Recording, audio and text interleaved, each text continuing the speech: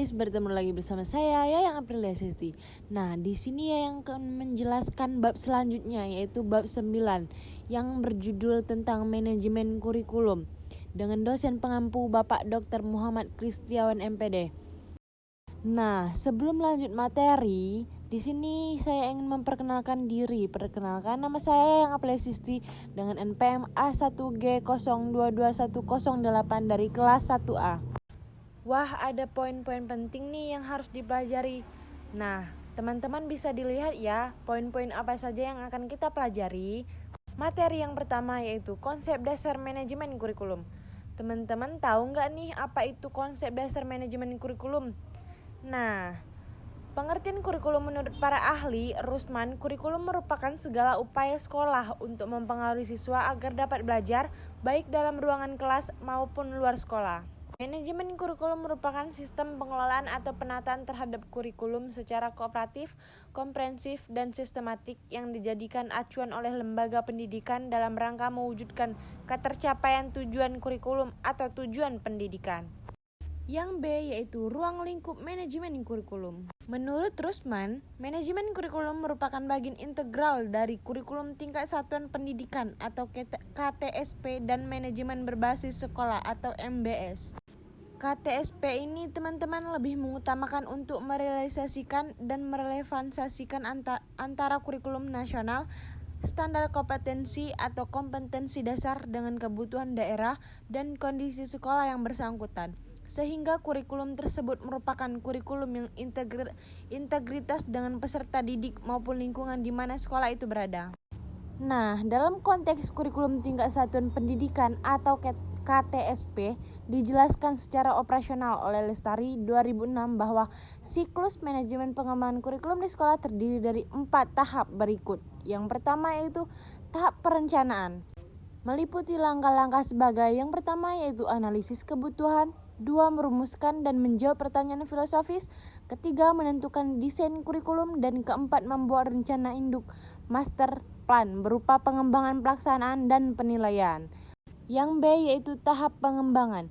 Teman-teman tahu apa itu tahap pengembangan? Nah, meliputi langkah-langkah yaitu yang pertama perumusan rasional atau dasar pemikiran. Yang kedua perumusan visi, misi, dan tujuan. Yang ketiga menentukan struktur dan isi program. Dan yang keempat pemilihan dan pengorganisasian materi. Yang kelima pengorganisasian kegiatan pembelajaran.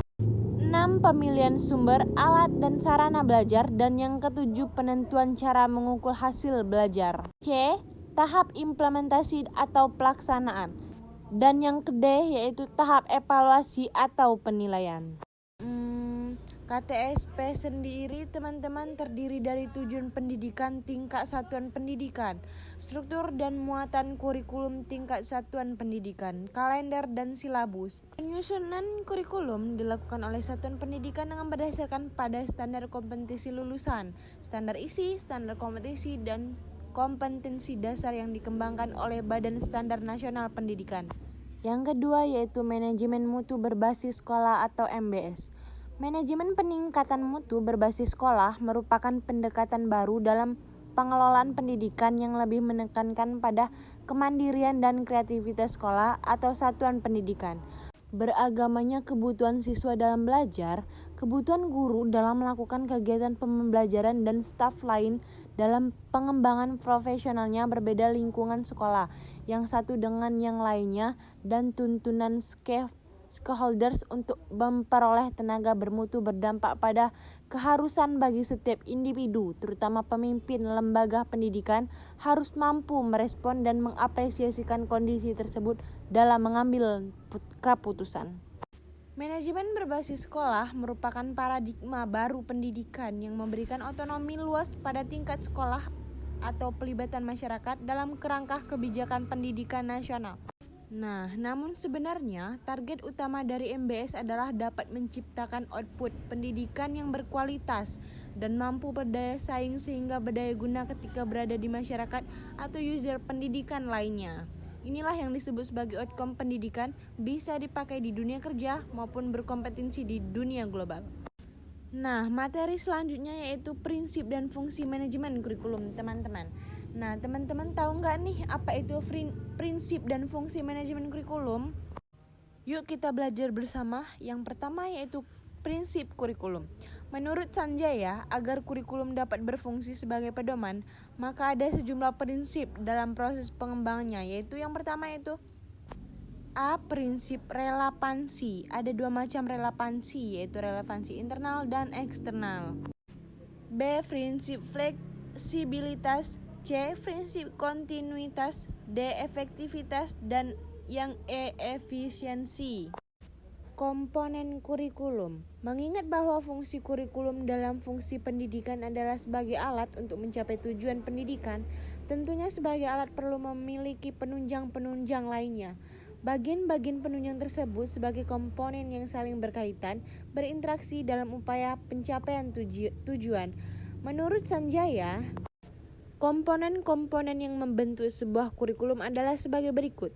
1. Tujuan yang ingin dicapai oleh pendidikan. 2. Isi kurikulum. 3. Metode atau strategi pembelajaran. 4. Evaluasi penilaian atau pembelajaran. Yang E. Perencanaan kurikulum. Pengertian perencanaan kurikulum.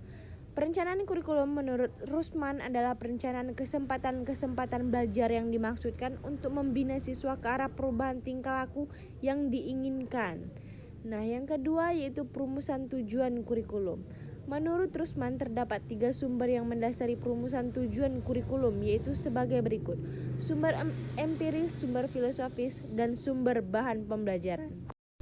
F. Model implementasi kurikulum merupakan sebuah model yang dilakukan dengan mengidentifikasi tingkat kepedulian guru terhadap sebuah inovasi kurikulum. Model ini memfokuskan pada guru. G. Pengembangan isi kurikulum. Nah, nggak terasa ya teman-teman, kita sekarang ini akan membahas materi yang terakhir, yaitu H. Evaluasi kurikulum.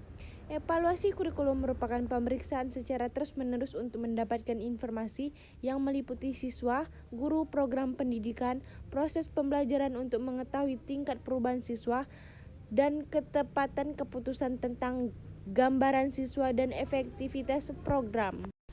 Evaluasi sumatif terdiri atas 2 pendekatan, yaitu pendekatan sistem tertutup dan pendekatan sistem terobosan. Wah, materi kita sudah selesai saja ya. Baiklah, di sini saya akan tutup ya teman-teman. Saya mohon maaf jika masih banyak kekeliruan dan kepada Tuhan saya mohon ampun.